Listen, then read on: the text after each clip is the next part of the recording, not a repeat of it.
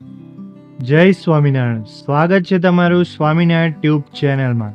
આજે આપણે આવી ગયા છે ગુણાતીતાનંદ સ્વામીનું જન્મસ્થાન એટલે ભાદરા ગામ.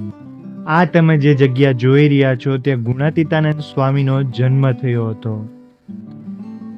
તમે જોઈ શકો છો આ સ્થાન ઉપર એક સરસ મંદિર બનાવવામાં આવ્યું છે અને ગુણાતીતાનંદ સ્વામી ભગવાનના ખૂબ જ લાડલા સંત અને પ્રતાપી સંત હતા.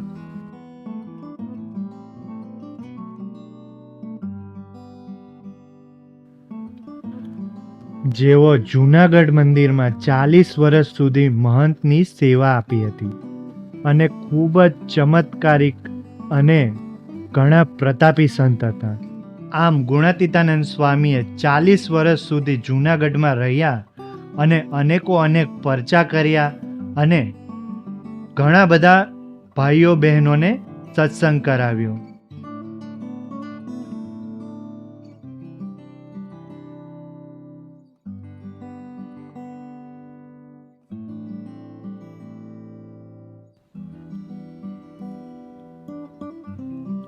હવે તમે જે જોઈ રહ્યા છો એ વસરામ સુતારનું ઘર હતું અને અહીંયા તમને જે છત્રી દેખાઈ રહી છે આ બાજુમાં, ત્યાં વસરામ સુતાર રહેતા હતા આ ઘરે. ત્યારે જે પેલો સંકલ્પ કર્યો બધાને યાદ હશે કે કીડીઓનો ઉદ્ધાર કર્યો, એ આ જગ્યાએ અમને સંકલ્પ કર્યો હતો અને કીડીઓનો ઉદ્ધાર કર્યો હતો. ત્યાં પ્રસાદીની છત્રી બનાવવામાં આવી છે અને અહીંયા આ જે મંદિર દેખાઈ રહ્યું છે એ જગ્યાએ વસરામ સુતારનું ઘર હતું, જ્યાં મહારાજ 1 મહિના સુધી અહીંયા ભાદરામાં રહ્યા હતા. આ વસરામ સુતારના ઘરે વસરામ સુતાર અને નિષ્કોળાનંદ સ્વામી એટલે કે લાલજી સુતાર, એ બંને વચ્ચે શું સંબંધ હતો? જો તમને યાદ હોય અથવા જાણતા હોય તો કોમેન્ટમાં જરૂરથી જણાવજો. અહીંયા આ મંદિરમાં તમને જોઈ શકો છો કે હનુમાનજીની સ્થાપના કરવામાં આવી છે અને આ બાજુ બીજી બાજુ ગણપતિજી મહારાજની પણ સ્થાપના કરવામાં આવી છે. આ મંદિર અમદાવાદ ગાદી હેઠળ આવે છે. તમે જોઈ રહ્યા છો ખૂબ જ સરસ મંદિર બનાવવામાં આવ્યું છે. નાનું અને મજાનું હરિમંદિર છે, જોઈ શકો છો. અને મંદિરમાં બિરાજમાન છે સહજાનંદ સ્વામી, ગુણાતીતાનંદ સ્વામી. ચરણાવીન પધરાવવામાં આવ્યા છે પ્રસાદીના અને નીચે નીલકંઠ વર્ણી સ્વરૂપ પણ દેખાઈ રહ્યું છે. એકદમ શાંતિવાળી જગ્યા છે, ખૂબ જ સરસ. અને અહીંયા તમે બધી બાજુ જોઈ રહ્યા છો દિવાલમાં બધી મૂર્તિઓ દર્શનાર્થે મૂકવામાં આવી છે. અને આ જગ્યાએ જ્યારે તમે દર્શન કરવા જાઓ ત્યારે બપોરના સમયે તમે ખાસ કરીને નહીં જતા, 1 થી 4 ની અંદર. અને 1 થી 4 સિવાય તમે જશો તો તમને પ્રસાદીની વસ્તુના દર્શન પણ કરવા મળશે. જેમાં મહારાજ અહીંયા રહ્યા હતા ત્યારે જે વાટકામાં મહારાજ જમ્યા હતા એ વાટકાનો દર્શન તમને સ્પર્શ જોવા મળશે. અને આ તમે જે ઘર જોઈ રહ્યા છો મંદિરની એક્ઝેક્ટ સામેની બાજુ છે, જે રાજકોટ ગુરુકુલ જોગી સ્વામી થઈ ગયા, ખૂબ જ પ્રતાપી અને મહાન સંત. આ એમનું ઘર છે. અત્યારે ખૂબ જર્જરિત અવસ્થામાં છે, પણ જોગી સ્વામીનો જન્મ આ જગ્યાએ થયો હતો.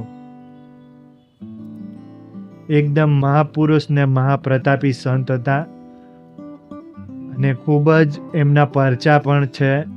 અને ગુરુકુલના માધવપ્રિય સ્વામીએ એમની એક ગાથા લખી હતી, જોગી ગાથા કરીને, જરૂરથી વાંચજો. અને હવે તમે જે જોઈ રહ્યા છો એ ઊંડ નદી છે. ભાદરા ગામમાં ઊંડ નદી આવેલી છે અને ભગવાન સ્વામિનારાયણ જ્યારે ભાદરામાં હતા ત્યારે અહીંયા નહાવા માટે ખાસ આવતા. આજે તમે વડલો દેખાઈ રહ્યો છે એમની જે આ ડાળીઓ દેખાઈ રહી છે એ ડાળી પર લટકીને આ નદી ઉપર કૂદકા મારતા ભગવાન. આ એ પ્રસાદીનો વડલો છે જે તમે જોઈ રહ્યા છો. અને અહીંયા પ્રસાદીના ચરણાવીન પધરાવવામાં આવ્યા છે, એમના તમને દર્શન થઈ રહ્યા છે. અહીંયા ભગવાને ઉપદેશ પણ કરેલા છે અહીંયા બેસીને. અને ઊંડ નદીનું મહાત્મ્ય પણ એક અલગ જ છે. આ નદીમાં ભગવાન ઘણી બધી લીલા કરી હતી. તમે દેખાઈ રહી છે આ નદી. આ નદીમાં ભગવાને આ નદીના પાણીમાં ચાલ્યા હતા અને હોળી બનાવી હતી. શેની હોળી બનાવી હતી કે નદીમાં કપડું પાથર્યું અને એની ઉપર ભગવાન બેઠા અને એ જે કપડું છે એ હોળીનું કામ કરતો ને તરતી. એવી રીતે અહીંયા લીલા કરી હતી ભક્તોના દર્શન માટે. તમે જાઓ ત્યારે આ નદીમાં નાહવાનું ચૂકતા નહીં અને પાણીનો સ્પર્શ, નાહવો નહીં તો પાણીનો સ્પર્શ પણ કરી શકો. અને સર્વ લોકોના અર્થે આ નદી ખુલ્લી મૂકવામાં આવી છે અને પાણી પણ ખૂબ જ સરસ હોય છે આ નદીમાં. ગમે ત્યારે જાઓ. નાના છોકરાઓ સાથે જશો આ નદીના કિનારે તો એમને ખૂબ જ મજા આવશે, કારણ કે અહીંયા માછલીઓ બહુ હોય છે.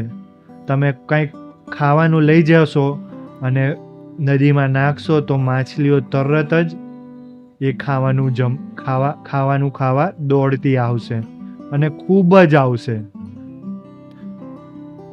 આવી આ પ્રસાદીની નદી છે જે તમને દર્શન થઈ રહ્યા છે.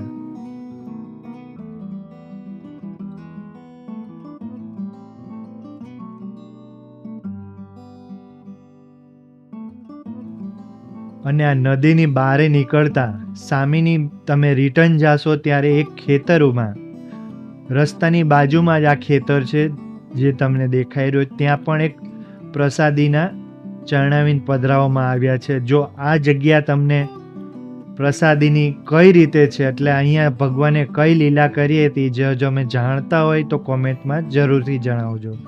હવે મળીશું બીજા વિડીયોમાં. જો વિડીયો સારો લાગ્યો હોય તો ચેનલને સબસ્ક્રાઈબ કરજો.